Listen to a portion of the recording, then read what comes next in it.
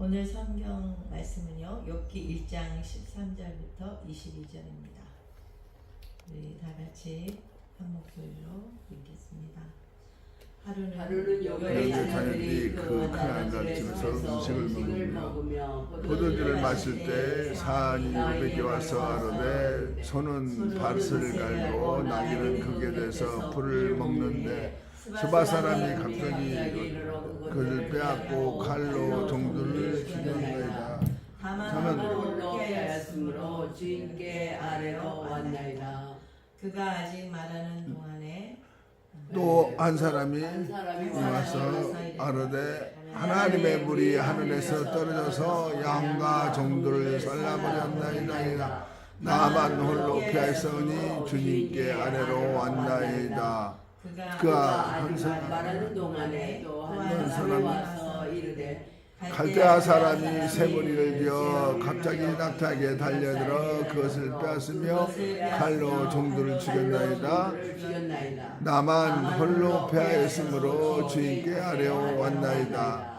그가 아직 말하는 동안에 또 한 사람이 와서 아뢰되 주인의 자녀들이 그들의 마다리 집에서 음식을 먹으며 포도주를 마시는데 거친 들에서 큰 바람이 와서 진내 모퉁이를 치매 그 장년들 위에 무너짐으로 그들이 죽었나이다. 나만 홀로 주인께 아뢰어 왔나이다 한지라. 욥이 일어나 겉옷을 찢고 머리털을 밀고 땅에 엎드려 예배하며 이르되 내가 모태에게 알몸으로 나왔은즉 또한 알몸이 그리로 돌아가올지라.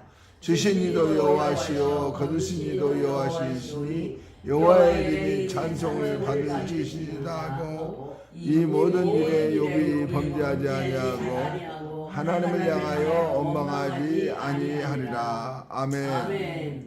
네, 주시니도 거두시니도 여호와시니라는 제목으로 설교 말씀 때 많은 은혜 받으시기 바랍니다. 주시니도 거두시니도 여호와시니.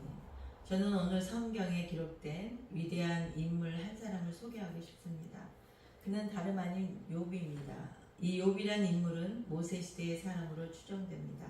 그런데 성경에 기록된 자료에 의하면 그는 엄청난 사람으로 나타납니다. 욥기 1장 1절을 보면 그는 대단한 사람으로 기록되어 있습니다. 아무리 위인전이라 할지라도 역사 이래에도 이렇게 대단한 칭찬을 받는 사람은 없을 정도입니다.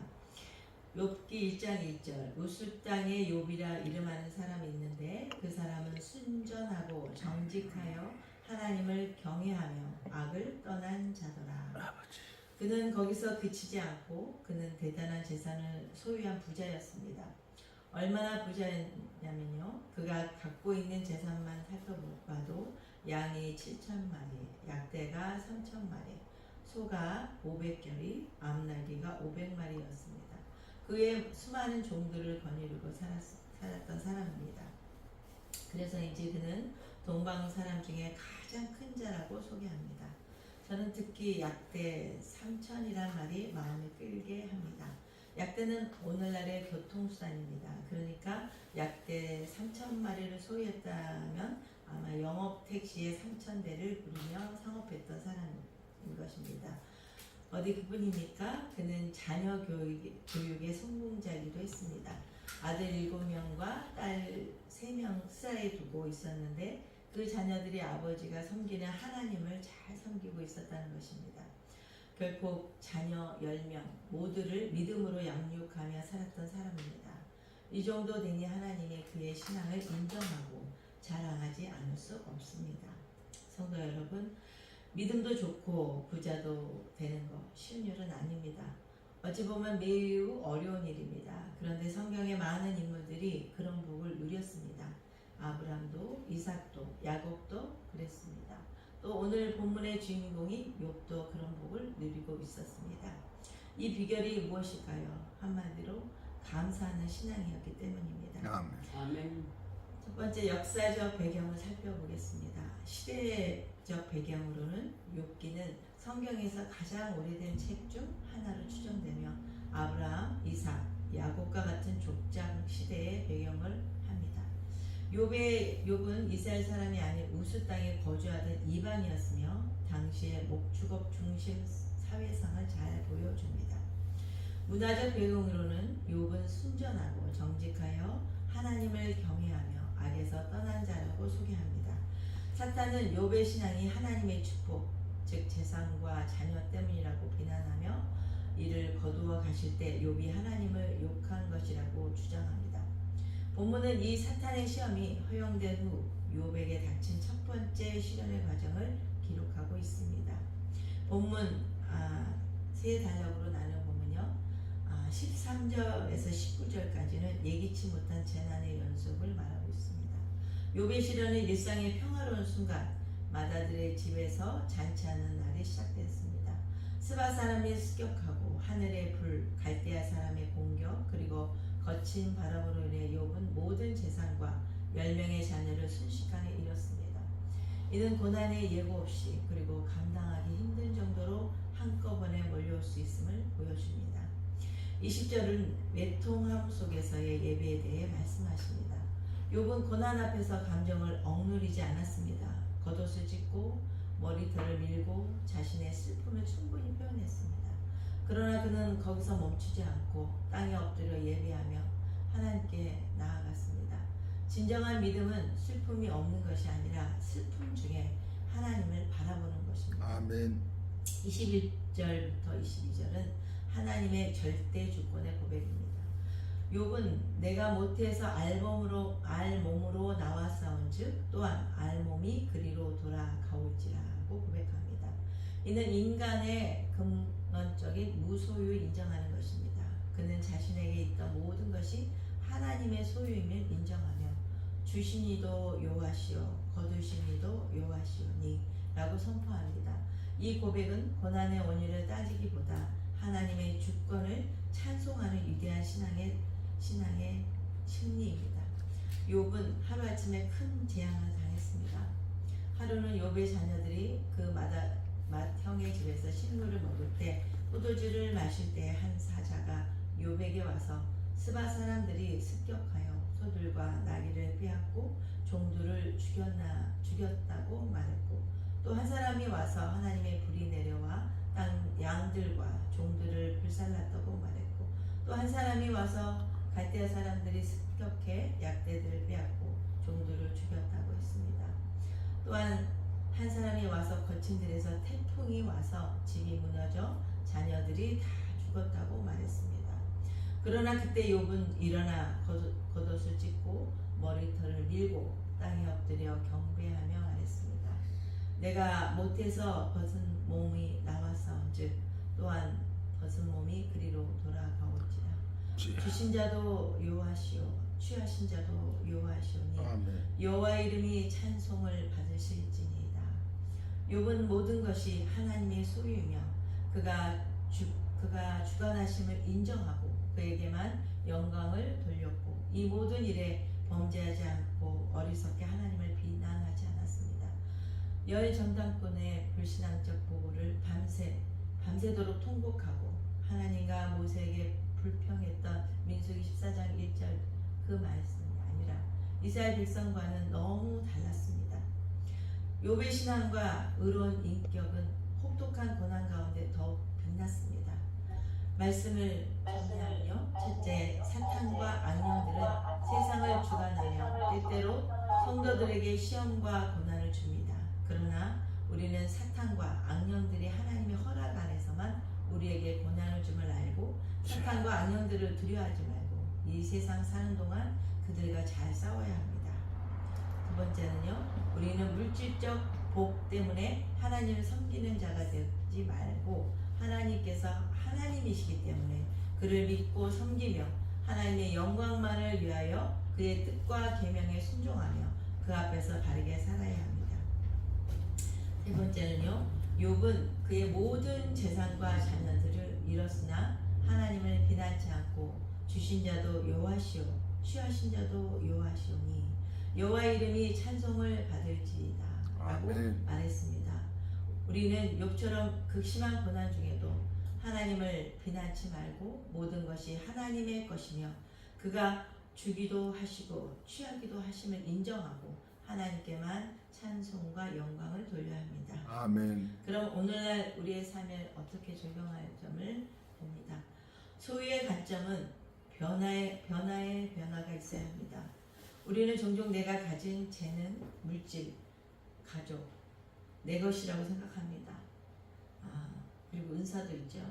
하지만 욥처럼 모든 것의 주인이신 하나님이심을 인정할 때 상실의 순간에도 원망 대신 감사를 선택할 수 있습니다. 아멘.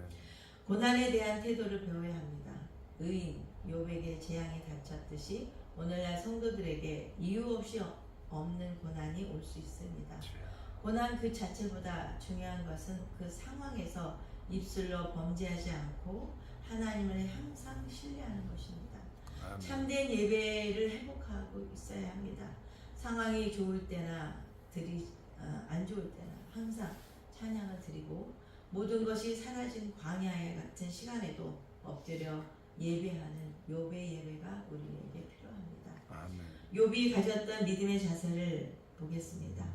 그는 우리 같으면 심장마비 일으킬 만한 소식을 듣고도 겉옷을 찢고 외통했습니다. 그리고 오히려 여호와 이름을 찬송했습니다. 그러면서 단 한마디라도 하나님을 향해 원망하지 않았습니다. 그렇게 그럴 수 있을까요? 과연? 오늘 우리에게는 절대로 불가능한 상황입니다. 그러나 욥이 당한 그런 환난과 역경 속에서 찬송과 영광을 돌리며 감사할 수 있다면 그 욥이 누렸던 복을 우리도 누릴 수 있을 것입니다. 여기서 우리가 아주 조심하고 조심해야 할 교훈이 하나 있습니다. 그것은 다름 아닌 사탄의 하는 짓입니다. 사탄은 지금도 땅에 두루다니며 산길자를 살피고 있습니다. 어찌하든 성도가 복을 받지 못하도록 시샘하며 질투하며 그렇게 갈라놓습니다.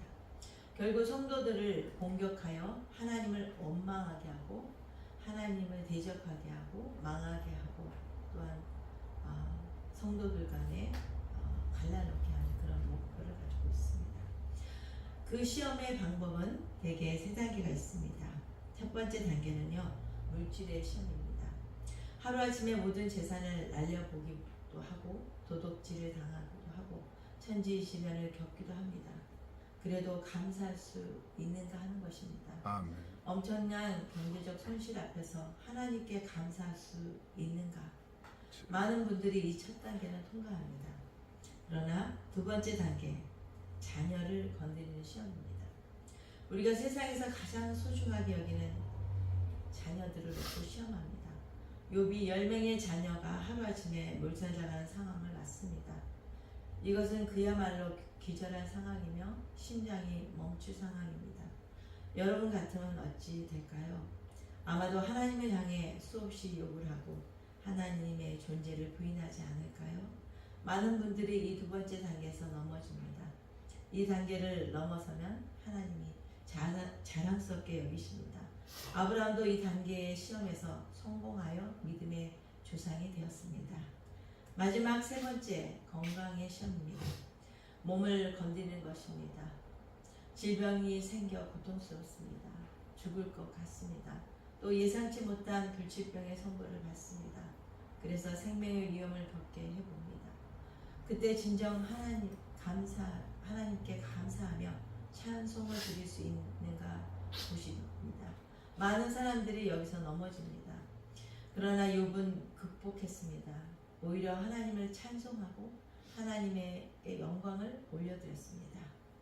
성도 여러분, 나는 여러분의 이런 욥의 믿음을 소유하기를 원합니다. 아멘. 바라기는 욥은 원래 뛰어난 사람이니 그렇게 할 수 있고 나 같은 사람은 원래 안 돼. 포기하기 마시기 바랍니다. 여러분은 욥의 고백으로 하나님의 은혜를 누리시기를 축원합니다. 아멘. 하나님 앞에 간절히 또 기도하겠습니다. 주여 아버지. 존귀하신 하나님 아버지, 이름을 높여 드립니다. 오늘 주신 욥의 말씀을 마음에 새기어 살아가게 하옵소서. 아멘. 욥의 인내를 배우게 하시며 어떤 시련과 역경 속에서 욥의 고백처럼 절대 주권의 하나님이 아버지가 되심을 고백하며 아멘. 주신 이도 여호와시오 거두신도 요하시오니라고 고백하는 나눔과 섬김의 온 성도들이 되기를 기도합니다. 아멘. 주 예수 그리스도 이름으로 기도합니다. 아멘.